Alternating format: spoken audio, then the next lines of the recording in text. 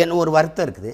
இவ்வளவு பேசிய மகன்களுக்கு, இவ்வளவு போராடிய பிள்ளைகளுக்கு, இவ்வளவு உண்மை நேர்மையுமா, இவ்வளவு மாற்று அரசியலை, தூய அரசியலை எடுத்து வைக்கிற பிள்ளைகளுக்கு நீங்கள் 10 லட்சத்தை வாக்கை போட்டு விழுக்காடு கொடுத்துருக்கூடாதா அப்படின்னு ஒரு வருத்தம் இருக்குது. அவ்வளோதான்.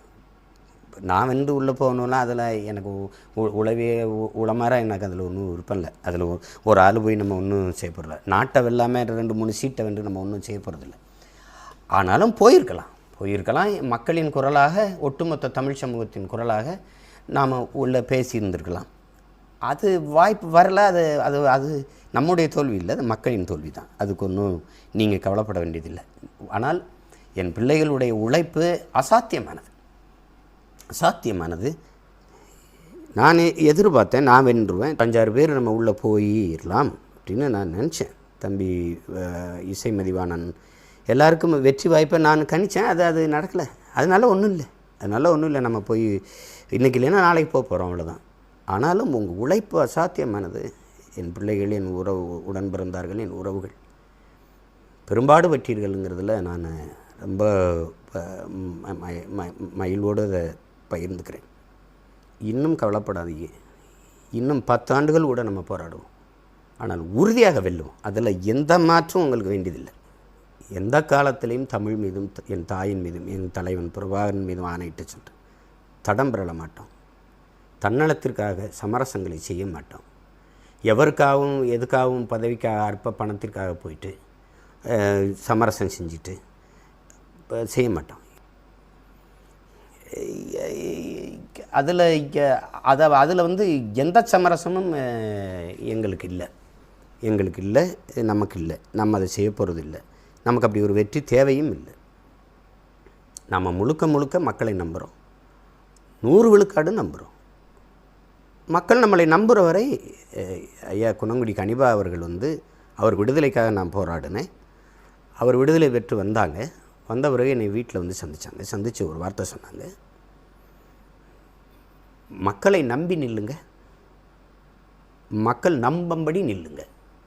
இந்த வார்த்தை எனக்கு சொன்னாங்க. இன்னும் என் காதுகளில் கேட்குது. மக்களை நம்பி நில்லுங்க, மக்கள் நம்பும்படி நில்லுங்க. மக்களை நம்பி நிற்கிறோம், மக்கள் நம்பும்படி நிற்கிறோம். மக்கள் என்றைக்கு நம்புகிறாங்களோ அன்றைக்கி நமக்கு வெற்றி வரும். அது வரைக்கும் துணிஞ்சு நாம் போராடிட்டு இருப்போம். தலைவர் நமக்கு கற்பிச்சிருக்காங்க, வரலாறு நமக்கு வழிகாட்டுது, சத்தியம் நமக்கு சான்றாக இருக்கிறது. தொடர்ச்சியாக நாம் போராடுவோம். அதில் என் உயிருக்கினியவர்கள், என் உடன் பிறந்தார்கள்.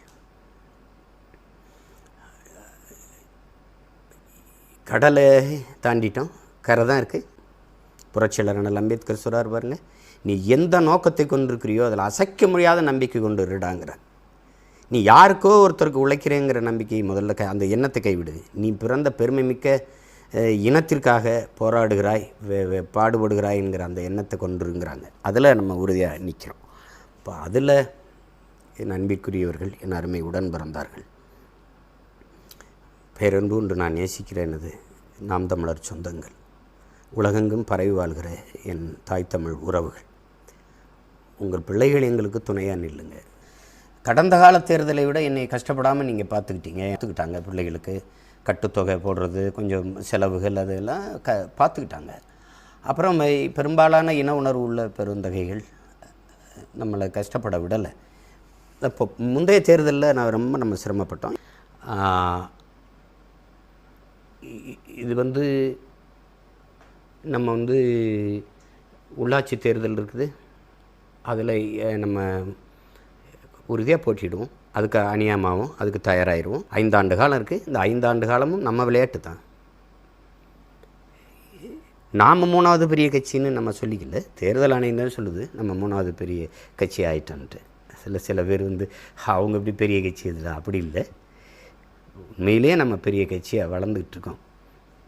கோட்பாட்டளவில், கொள்கை அளவில் சமரசம் இல்லாமல் உறுதியாக நிற்கிறவன் எவனோ அவனே பெரியவன். நாம் உண்மையிலே ஆக பெரியவர்கள். அந்த நம்பிக்கையோடு என் பிள்ளைகள் இருங்க, களத்தில் இருங்க. நீங்கள் நடந்து போகும்போது விழுகிற நிழலாக உங்கள் அண்ணன் பின்னாடி வருவேன் அப்படிங்கிறத நீங்கள் புரிஞ்சுக்கொள்ளணும். என்றைக்குமே இந்த இனத்திற்கும், இந்த மக்களுக்கும், இந்த நாட்டுக்கும் நீங்கள் உண்மையாக இருங்க. நான் உங்களுக்கு உயிராக இருப்பேன். இது என் தலைவன் மேலே ஆணை. நீங்கள் இருங்க. நம்ம உறுதியாக வெல்லுவோம். தொடர்ச்சியாக நம்ம போராடி வென்று முடிப்போம். உலகெங்கும் பரவி வாழ்கிற என் தாய் தமிழ் உறவுகள், எங்களை ஆதரித்தவர்கள், ஆதரிக்காதவர்கள், எதிர்த்தவர்கள், விமர்சிக்கிறவர்கள், விமர்சித்து கொண்டிருப்பவர்கள் அனைவருக்கும் என்னுடைய வாழ்த்துக்களும் நன்றியும். இனிவரும் காலங்களில் உங்கள் பிள்ளைகள் எங்களை நாங்களே செதுக்கி கொண்டு இன்னும் சிறப்பாக, இன்னும் மேம்பட்டு களத்திலே செயல்படுவோம் என்கிற உறுதியை உங்களுக்கு இந்த நாளில் தருகிறேன். 10 ஆண்டுகளில் எளிய பிள்ளைகள் நாம் தமிழர் நிலத்தில் ஏற்படுத்திய அரசியல் தாக்கத்தை எந்த அரசியல் இயக்கமும் செஞ்சதில்லை. அதில் உங்களுக்கு மாற்று கருத்து இருக்க முடியாது. சிறுக சிறுக நம்ம வளர்ந்து வந்தாலும் வளர்ந்து கொண்டிருக்கிறோம். அதை யாரும் மறுக்க